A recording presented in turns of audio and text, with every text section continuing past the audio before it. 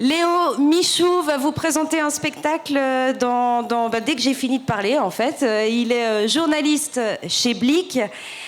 Le titre de son spectacle, ça s'appelle « C'est dans la tête », du journalisme en scène, qui parle des impacts du dérèglement climatique sur la santé mentale. Léo Michou l'a créé en 2022 à la fin de son mémoire qu'il a fait à l'AJM, à l'Académie de journalisme et des médias de l'Université de Neuchâtel. On finit donc cette soirée, cette journée en musique, en spectacle. Donc venez nombreux si vous m'entendez de l'autre côté de la tente. Et bon spectacle.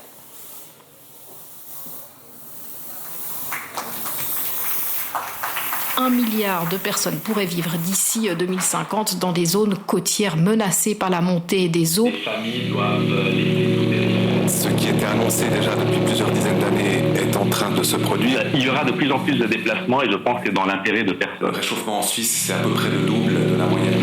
Impossible sans une atténuation du réchauffement climatique radicale, rapide. Les records de température ont été battus. On a le recul des glaciers qui est maintenant très visible. On a des conséquences quand on a des périodes de sécheresse, par exemple, dans l'agriculture. Malheureusement. Les populations les plus pauvres seront les plus affectées. Ce constat, c'est le GIEC qui le dresse. Dans un document fort qui met en avant la fin des énergies fossiles, la nécessité d'une sobriété énergétique et le fait que le changement est non seulement désirable, avantageux, mais aussi nécessaire. On a énormément augmenté les quantités que les sociétés humaines émettent. Les familles doivent laisser tout derrière elles. Des records de température ont été battus. La désertification mondiale du terrain. Pluies torrentielles, vagues de chaleur, montée des eaux, feux de forêt se multiplient à travers le monde.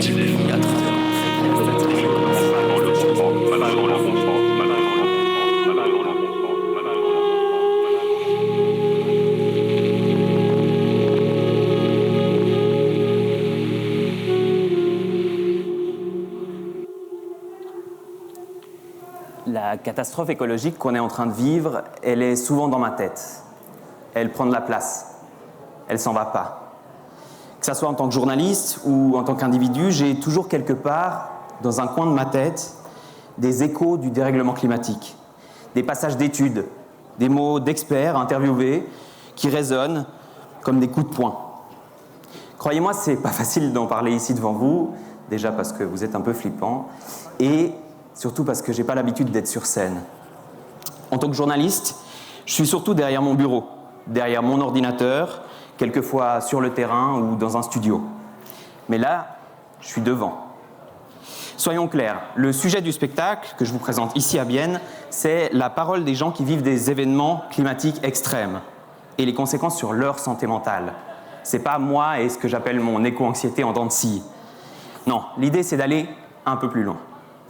Je suis là pour porter d'autres voix que la mienne, celles de personnes qui ont beaucoup à dire sur ce sujet, qui vivent des impacts directs au jour le jour, qui observent la dégradation de leur lieu de vie, de leur habitat, de leur environnement. Leurs paroles, leurs témoignages, ils vont résonner dans vos oreilles lors de ce spectacle.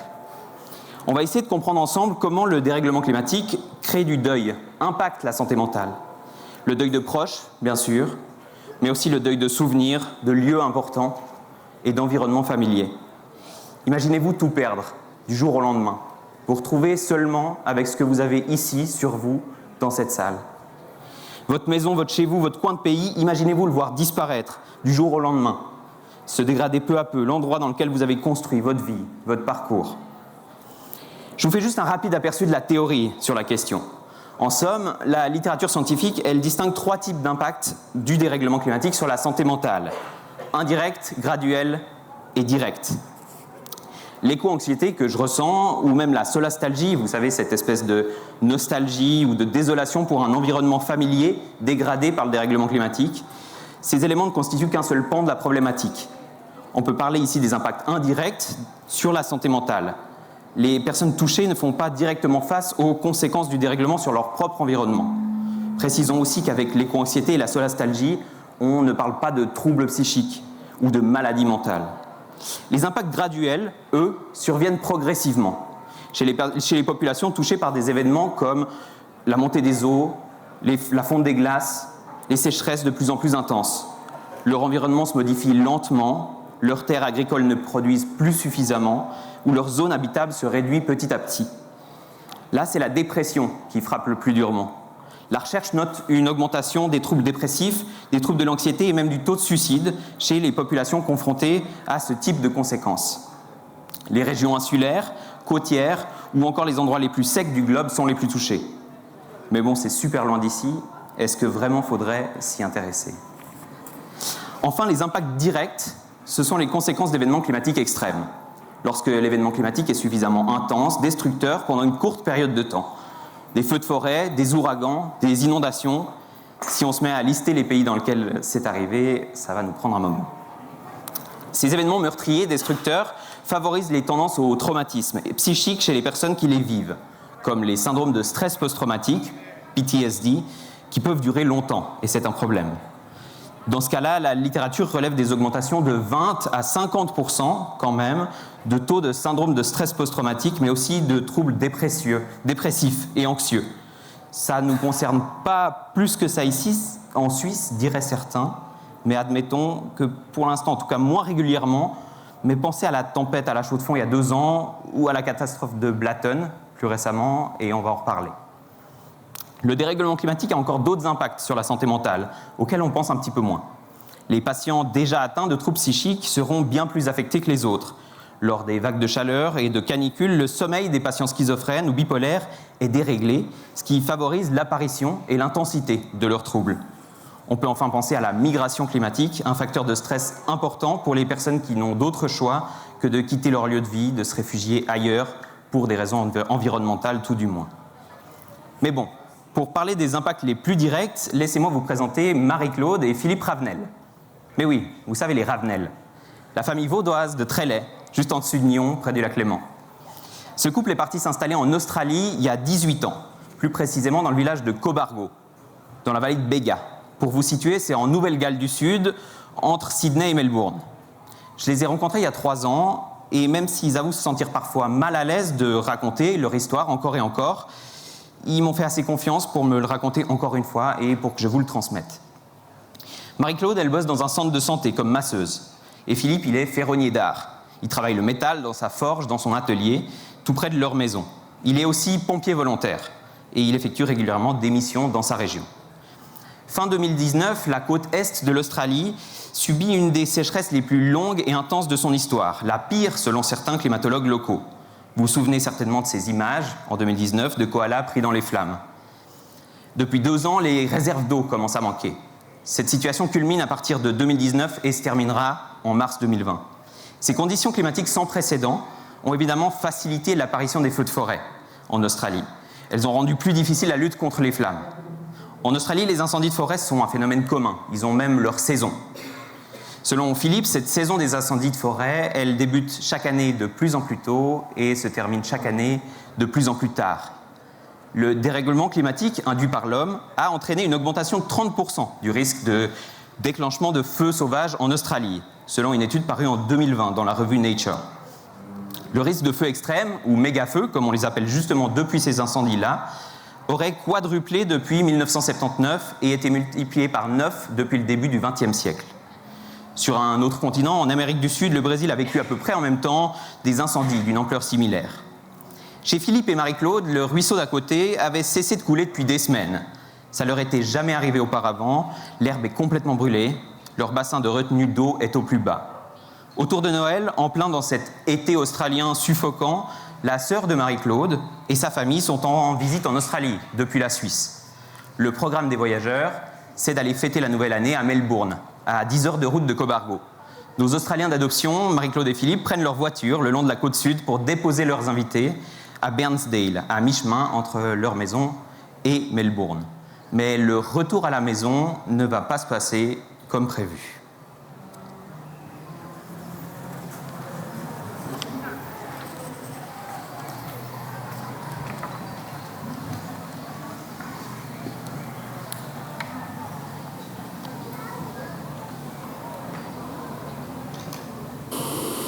Nous nous sommes retrouvés coincés de l'autre côté de la frontière d'État par les feux de forêt, ce qui fait que nous n'avons pas pu rentrer comme il était prévu après avoir passé une seule petite nuit et pouvoir être de retour chez nous le 30 au milieu de l'après-midi. À la place de ça, il nous a fallu 19h30 de route et nous n'avons pu arriver ici chez nous, c'est-à-dire qu'au petit matin du 31 décembre, c'était, oui, au petit matin du 31 décembre. Et après une épopée plutôt longue, et je me souviens de cette idée fixe que j'avais avec mon épouse, bien sûr, qui avait aussi ça dans la tête, de rentrer par tous les moyens. Nous avons commencé à avoir des feux depuis la frontière du New South Wales, celui qui a impacté notre village. Et c'était l'enfer, vraiment. Ce sens d'urgence est quelque chose qui me reste dans l'esprit. Une espèce d'état second où vraiment l'idée est fixe. Quoi qu'il arrive, nous devions rentrer. Donc, il n'y avait qu'une solution, c'était de descendre jusqu'aux portes de Melbourne et monter jusqu'à Albury pour prendre la Hume Highway qui retourne sur Canberra par l'intérieur. Donc, on a embarqué tout le monde. Quand on est arrivé aux portes de Melbourne, on a déposé ma sœur et sa famille pour qu'ils continuent, ils prennent le train pour finir la route jusqu'à Melbourne. Et puis nous, on a continué la route. À 8h le soir, nous avions appelé nos voisins pour leur dire où on était. Et là, il nous a dit, ouais, il y a le feu derrière, le Badger Fire, qui... C'est un peu un souci, mais il bouge pas trop, il sera pas là avant 3 jours. Il dit, qu'est-ce que vous faites? Vous restez là-bas ou vous rentrez? Puis je dis, non, Philippe veut rentrer, on rentre à la maison. Et depuis Albury, tout était déjà en feu. On a roulé toute la nuit, bien qu'on ne savait pas si on pouvait passer la montagne ou pas. On a dit, bon, à Tumut, on s'est arrêté. Philippe, il dit, oh, c'est 10h le soir. Il dit, j'ai besoin d'un café pour me retenir réveillé.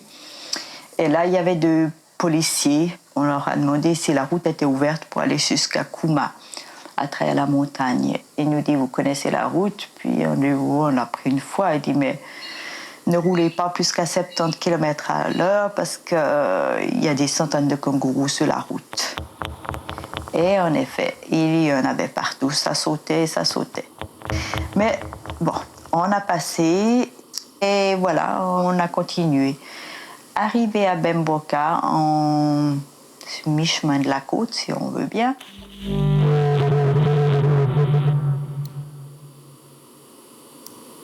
Ça nous a réveillés. Toute la côte était en feu, toute la montagne, si on veut. C'était... ouais. Alors là, bon, on n'a pas pu bien sûr descendre directement, mais comme on est dans un terrain connu, on a pris des petites routes. Et on arrivait à 40 km de chez nous, la police était là, ils disaient non, on ne peut pas passer, la colline est en feu.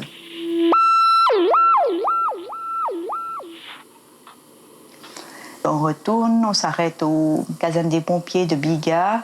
Puis là, le gars, il dit, je ne devrais pas dire, mais la route côtière est encore ouverte parce qu'ils évacuent les campings. Alors, ni une des deux, on a été par la côte. Et on est arrivé à 5h30 le matin à Bermagui. Là, on ne pouvait pas aller plus loin. Il y avait des voitures parquées partout. Il faisait encore nuit. Et puis, bon, la Philippe a tout de suite été à la caserne de pompiers. Et moi, de mon côté, j'allais voir si je pouvais avoir quelques renseignements. Bon, dans ces situations, voilà, les renseignements, c'est des que dira-t-on et qu'on ne peut pas avoir. Parce que, bon, ben, les téléphones, c'est une des premières choses qui tombent, l'électricité aussi. Ensuite, c'était l'attente à Bermagui, donc une petite ville à 20 minutes de chez nous. Nous sommes arrêtés puisque c'est là que les évacués se retrouvaient, près de la mer. Et le ciel sombre. Il faisait toujours nuit à ce moment-là, c'était 5h, 5h30 le matin. Et de toute façon, le jour ne s'est pas vraiment levé. Lorsqu'il aurait dû faire jour, c'était toujours sombre, mais avec une légère teinte rougeâtre. Vraiment, de nouveau, une situation surréelle. Les voitures couvertes de cendres, la population en état de choc. Beaucoup n'avaient rien, ils n'avaient que ce qu'ils portaient sur le dos. Nous, on avait un peu plus, on a une demi-trousse de toilette. On n'avait pas tout pris, j'avais pas mon rasoir, parce que pour une nuit, il n'y a pas besoin. Des détails comme ça, enfin, c'est marrant. Donc la population en état de choc était vraiment une autre image qui me reste. Ensuite, après un moment à ne rien faire, ne pas savoir ce qui se passait, pas savoir si notre maison était toujours debout. Donc après ces quelques heures d'attente à Bermagui, j'ai décidé, Marie-Claude n'était plus avec moi, elle était sur le terrain de sport avec la foule qui était là-bas. Elle avait retrouvé des voisins, des amis qui attendaient. Pendant que moi, en fait, j'avais rejoint la brigade des pompiers de Bermagui qui ont jugé bon de me laisser au local. Peut-être qu'ils ont vu que j'étais un peu fatigué et pas vraiment efficace, je sais pas.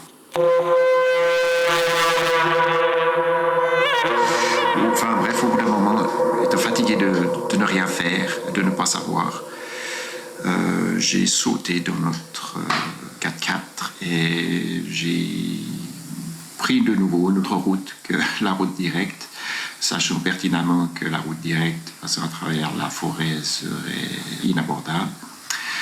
Donc j'ai pris la route pour rentrer chez nous, ou essayer de rentrer chez nous. Ça, c'était encore les images, je dirais, les plus marquantes. C'est ce dernier bout jusqu'à chez nous.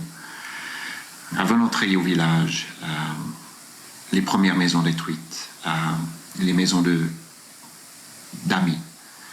Ça, c'est quelque chose qui marque.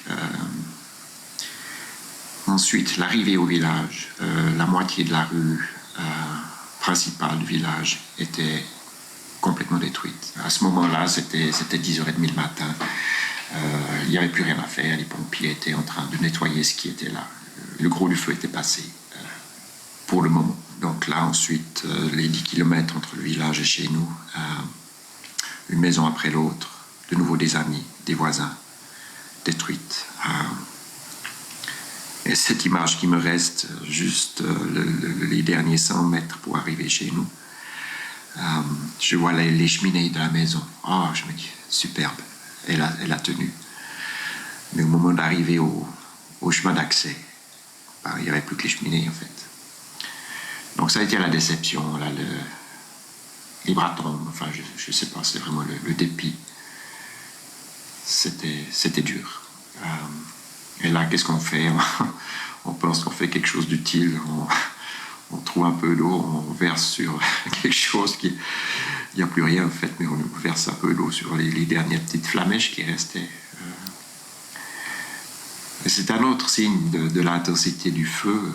La maison, après coup, on a appris par les voisins, avait commencé à brûler vers 6h30 le matin. J'étais là-bas à 10h30, il n'y avait plus rien.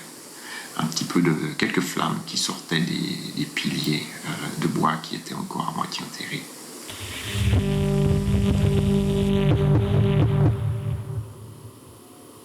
J'avais essayé d'atteindre plusieurs fois mes voisins, mais j'essayais sur la ligne normale de téléphone.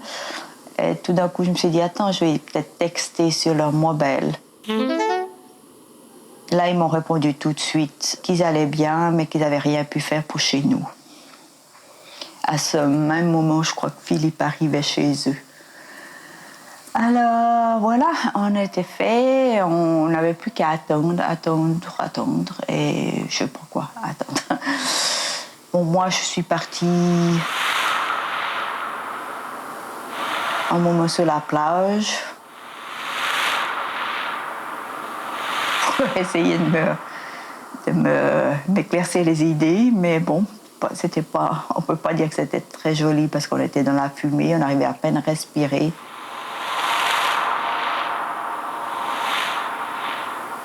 Donc voilà, alors j'ai attendu jusqu'au soir que Philippe me retrouve à Bermagui. Et puis là, ils nous ont servi ce qu'ils pouvaient trouver, un peu de saucisses et de pain. Et puis on a dormi dans la voiture. C'était plus tranquille parce que tout le monde s'était mis en place pour trouver un coin pour dormir par terre au club de golf. Alors voilà, notre année 2009 se finit en feu d'artifice.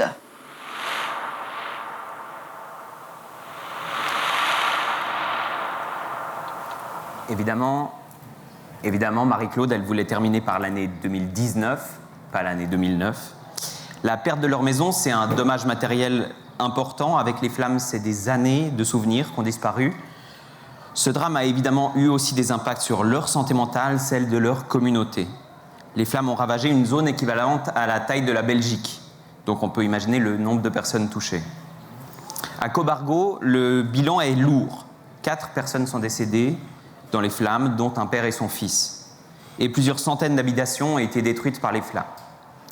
Pompier volontaire, Philippe me dit, 2 ans après, tout le monde est encore très sensible, sur le fil. On peut paniquer à cause d'une odeur ou d'un bruit de sirène. Il m'a aussi lâché. Mon chef pompier nous a dit d'éviter au maximum d'utiliser les alarmes des camions à eau. Voici ses observations. Les différentes réactions psychologiques que j'ai observées au sein de notre communauté sont plutôt variées. Il y avait des gens de nature très joviale, toujours joyeux et autres, qui se sont écroulés. Je pense à un ami en particulier. Il a commencé à balbutier, il ne trouvait plus ses mots et il a dû recourir à de l'aide professionnelle. Il y a aussi d'autres personnes pour qui c'était la rage contre le système, la rage contre le monde entier, contre les autorités politiques bien sûr, contre l'inaction par rapport au changement climatique. Pour d'autres, ça a été la volonté d'oublier au plus vite, soit en fuyant la région. Certains membres de notre communauté sont partis et on ne les a jamais revus. D'autres se sont tenus occupés et ont tout de suite commencé les démarches pour reconstruire. Et ça a certainement aidé ces personnes-là. J'ai eu l'occasion de discuter avec des personnes investies dans le domaine de la santé mentale dans cette région en Australie, notamment avec Monica Blaney. Cette amie du couple Ravenel les a accueillis chez elle dès le lendemain de la disparition de leur maison. Comme psychologue clinicienne, Monica est spécialisée dans le traitement des traumatismes et des troubles importants de la santé mentale. Comme beaucoup d'autres professionnels de la santé mentale en Nouvelle-Galles du Sud, elle a été énormément sollicitée à la suite des feux. De 2 à 3 appels par semaine à son cabinet, Monica est passée à 5 appels par jour. Les gens qui ne vont généralement pas chez le psy ont afflué chez elle. Elle a eu l'occasion d'observer les différentes réactions des personnes à ce traumatisme sur le long terme.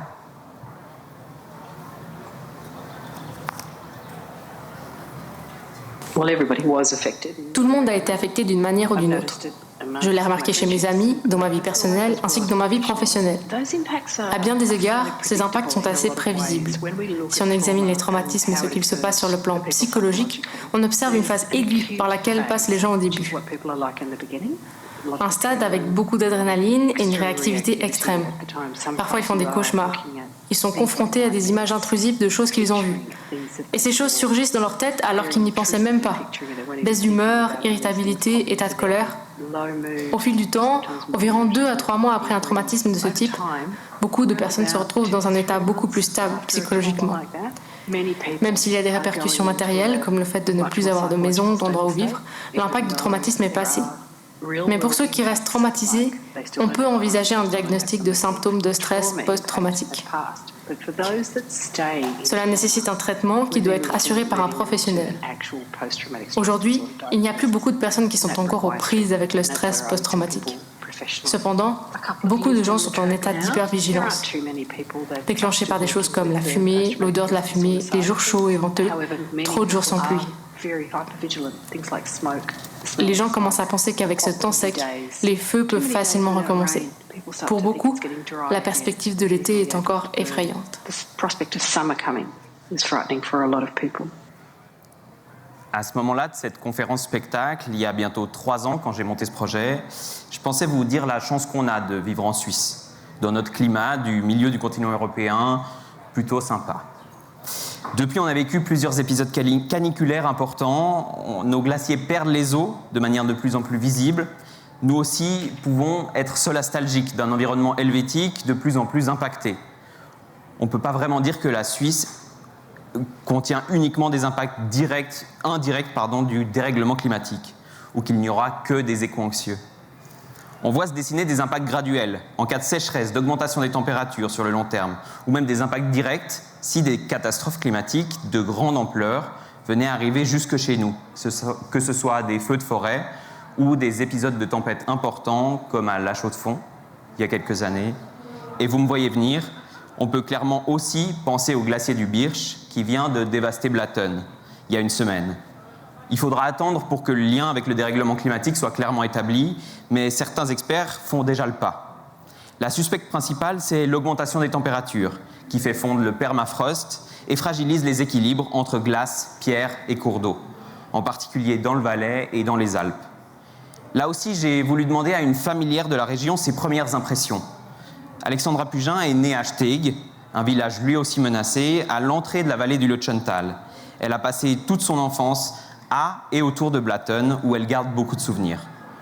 Aujourd'hui, elle tient une buvette d'alpage près de Bulle en tant que rare armaï au féminin. Et vous le verrez, elle n'est pas très à l'aise avec le fait de parler déjà de ça. Le jour où j'ai appris le drame de Blatten, j'étais très bouleversée. Comment ça pouvait arriver chez nous, dans notre pays? Qu'est-ce qui va devenir de toutes ces personnes, leurs animaux? Où est donc passé ce beau village?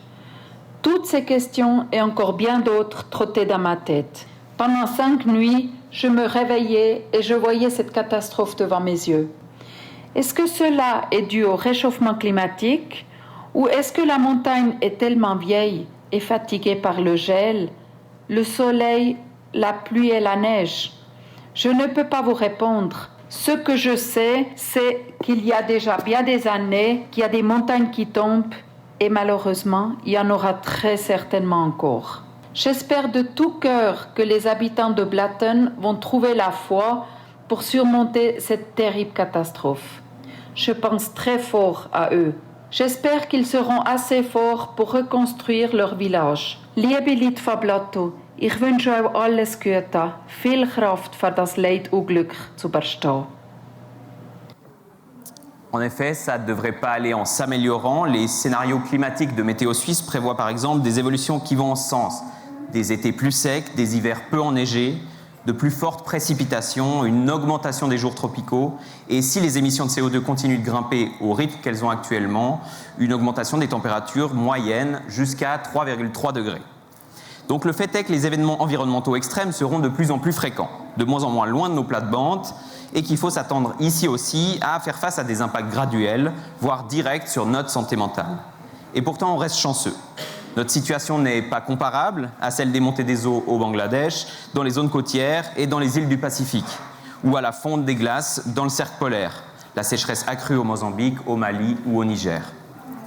Maintenant qu'on a compris l'ampleur des impacts que peuvent avoir ces événements climatiques extrêmes sur la santé mentale, on peut raisonnablement se demander ce qu'il est possible de faire.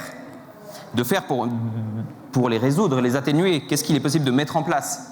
C'est sans doute le rôle des gouvernements que de venir en aide aux personnes touchées. En Suisse, on verra, la Confédération entend débloquer une aide de 5 millions pour Blatten. Mais en Australie, à Cobargo, c'est surtout la colère envers les autorités qui a vite pris le dessus après les incendies. Une vidéo devenue virale montre une habitante que connaissent bien les Ravenels prendre à partie l'ancien Premier ministre de l'époque, Scott Morrison. Alors que celui-ci est venu évaluer l'ampleur des dégâts, cette femme à la chèvre, c'est l'animal qu'elle promenait à ce moment-là, questionne et invective le politicien à propos des financements et des aides accordées à leur région. Plutôt que de répondre aux critiques, celui-ci prend la fuite. J'ai donc demandé à Marie-Claude Ravenel comment les autorités australiennes avaient réagi sur le plan psychologique, savoir si les moyens humains et financiers apportés avaient été suffisants.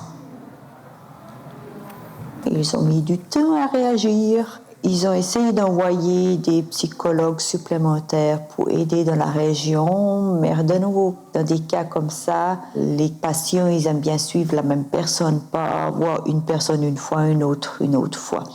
Après quelques mois, ils ont mis en place que les personnes pouvaient voir un psychologue jusqu'à 10 séances par année, pris en charge par la sécurité sociale, mais bon.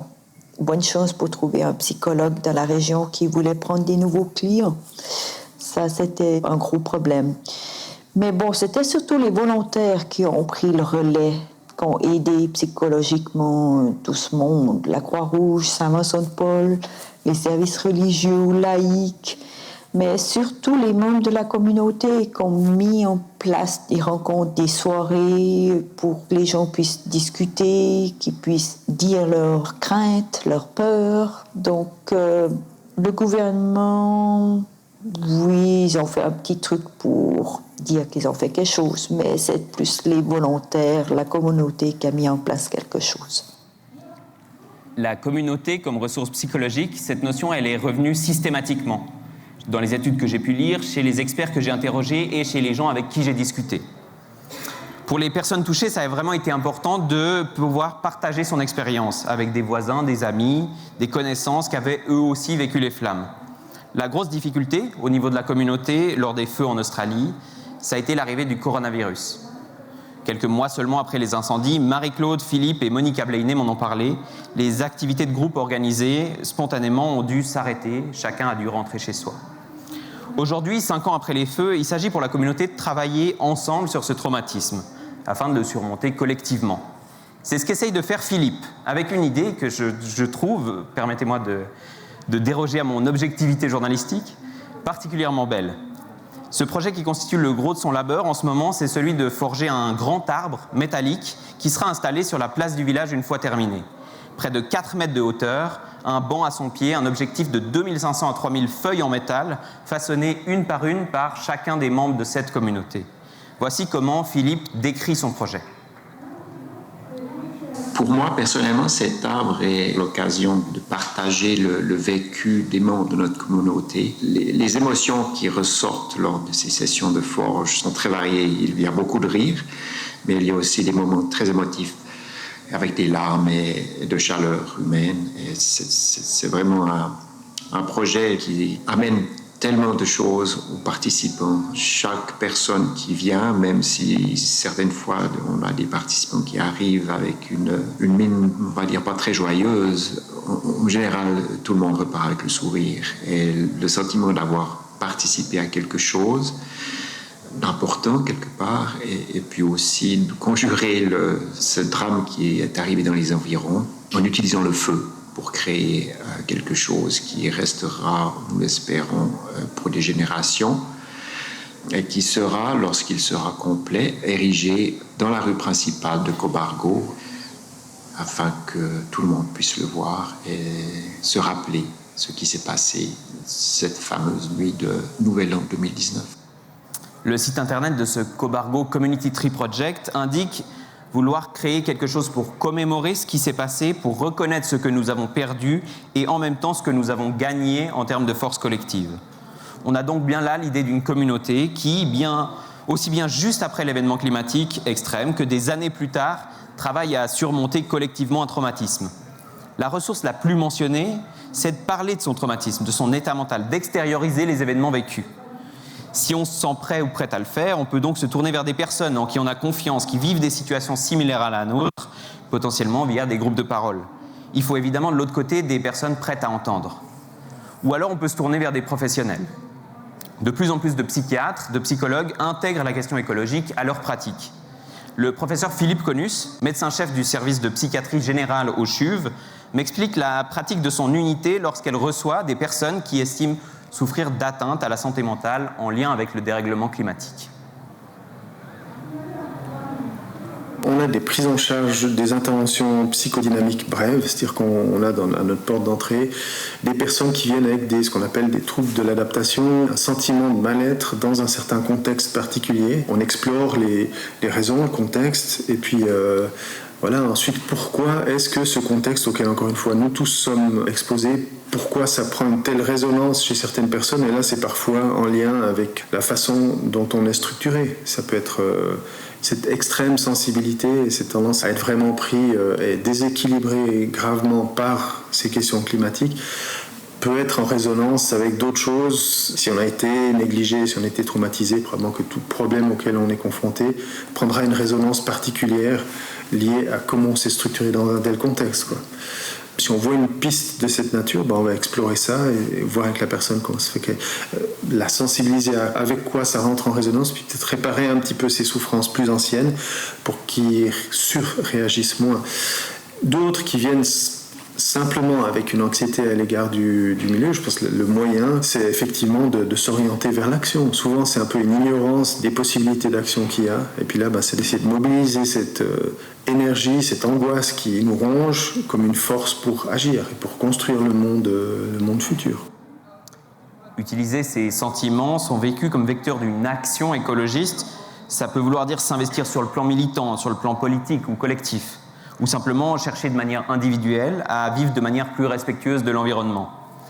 Même si on sait, ce ne sont pas les petits gestes qui vont régler le souci de la biodiversité et du climat. Mais c'est un pas important que l'on peut réaliser de manière collective pour soigner sa propre santé mentale. Ceci afin de pouvoir peut-être envisager des actions de plus grande envergure. Car cette question de santé mentale et du dérèglement climatique, elle est fondamentale, selon moi, à la compréhension de la problématique environnementale dans son ensemble. Selon le professeur Conus, il est nécessaire de prendre ce problème en main, en particulier du côté des professionnels de la santé. Une chose qui me paraît importante, c'est que les professionnels de la santé soient informés de ça et ensuite utilisent leur légitimité pour attirer l'attention des gouvernements, que c'est une affaire sérieuse qui, si on se place au niveau financier, ça va nous coûter très cher. Si on se place au niveau de la santé mentale, ça va nous coûter très cher. Donc il faut qu'on manifeste comme ça notre inquiétude de professionnels qui n'est pas idéologique par rapport à un certain mode de vie ou un autre, simplement alerter les gouvernements sur les conséquences que ça va avoir, quoi. Et puis dans ce cas-là, essayer d'agir, parce que voilà, c'est un domaine dans lequel il faudrait qu'on agisse sur la cause, parce que souvent dans la santé mentale, il y a des gens qui arrivent avec des symptômes après des histoires très anciennes, et puis on essaie de réparer ou de remonter le fil du temps, de décoincer des choses qui se sont coincées il y a très longtemps. Là, on est dans une situation où on pourrait, si on pouvait freiner ce changement climatique, avoir une action là-dessus, et prévenir la survenue de troubles, quoi. Donc je pense que l'action numéro 1 serait qu'on manifeste, qu'on attire l'attention, qu'on s'engage dans des actions, et puis qu'on essaie de freiner ça, d'appliquer les décisions gouvernementales qui ont été prises depuis 20 ans mais pas appliquées, pour agir sur la cause, quoi. Après, sur la conséquence, on fera, comme j'ai dit avant, on va faire de la psychothérapie, de l'exploration, etc., puis d'essayer de ramener les gens vers l'action. Mais le mieux, ce serait vraiment que chaque gouvernement prenne ses responsabilités puis agisse, quoi. Je pense qu'il y aurait des longs débats, parce que le traitement étant la guérison de la planète, je ne sais pas si beaucoup d'assurances devraient se lancer dans le remboursement des soins. Peut-être on pourrait faire effectivement lutter contre le dérèglement climatique aux frais des assurances maladie, peut-être. Ce serait une idée. Si on l'écoute, les frais engendrés par les impacts du dérèglement sur la santé mentale seront énormes. De là à parler d'une question primordiale de santé publique, il n'y a qu'un pas que lui franchit volontiers, le professeur Conus, qui milite pour que ce sujet soit véritablement pris en considération. Au plan de la santé publique, c'est vrai que c'est aussi un problème, dans le sens que déjà la prévalence de jeunes préoccupés par ces questions s'est multipliée de manière énorme, au fond dans un délai relativement court, quoi.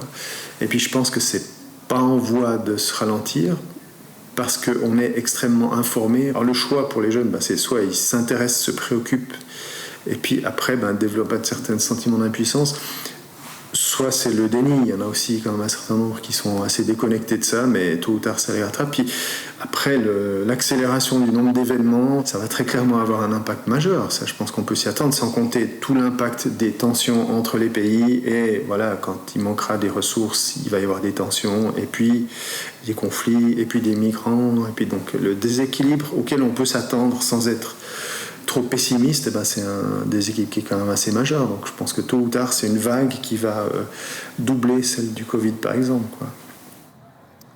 Mais maintenant, qu'est-ce qu'on fait de ces informations ?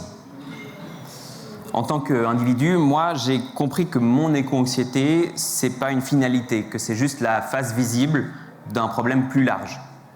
En tant que journaliste, j'ai compris l'ampleur du problème du dérèglement climatique, le fait qu'il a et aura des conséquences sur la santé mentale de la population. Ce soir, on a entendu les témoignages d'occidentaux. L'Australie, c'est très loin d'ici, mais nos sociétés ont des références communes, très blanches, très hémisphère nord. Alors n'oublions pas les feux au Brésil, la montée des eaux au Bangladesh, les inondations en Libye, les sécheresses au Mozambique, au Congo, dans l'Afrique australe. Dire que leurs problèmes ne nous concernent pas ici, c'est manquer de respect à la vie, à la santé mentale et physique de ces personnes. C'est omettre l'impact des pays les plus riches, et de la Suisse aussi, sur les dégradations climatiques. C'est oublier les migrations à venir. N'oublions pas les récits de Marie-Claude, Philippe ou encore d'Alexandra, des gens du coin, des gens d'un coin, comme vous, comme moi. N'oublions pas qu'on est toujours à un événement climatique plus extrême que les autres, de n'avoir plus rien, de devoir se refaire une santé mentale, même ici, en Suisse, de plus en plus. Et souvenez-vous que les solutions existent. Qu'en communauté, on peut aider les personnes qui souffrent le plus, qu'il est tout à fait acceptable de se tourner vers des professionnels de la santé et que ceux-ci se doivent d'être formés sur la question écologique et ses impacts psychiques. Et que la meilleure solution, c'est évidemment de freiner le dérèglement, de montrer que ces impacts sur la santé auront un coût, qu'on a plus à y perdre qu'à y gagner, de travailler sur la cause pour éviter des conséquences trop lourdes. Prenez le temps d'écouter, de comprendre ces sentiments, les troubles psychiques et le vécu des personnes les plus touchées par les conséquences du dérèglement. Bref, prenez soin de vos proches et de vous aussi. Et souvenez-vous, car c'est important, le dérèglement climatique, c'est aussi dans la tête.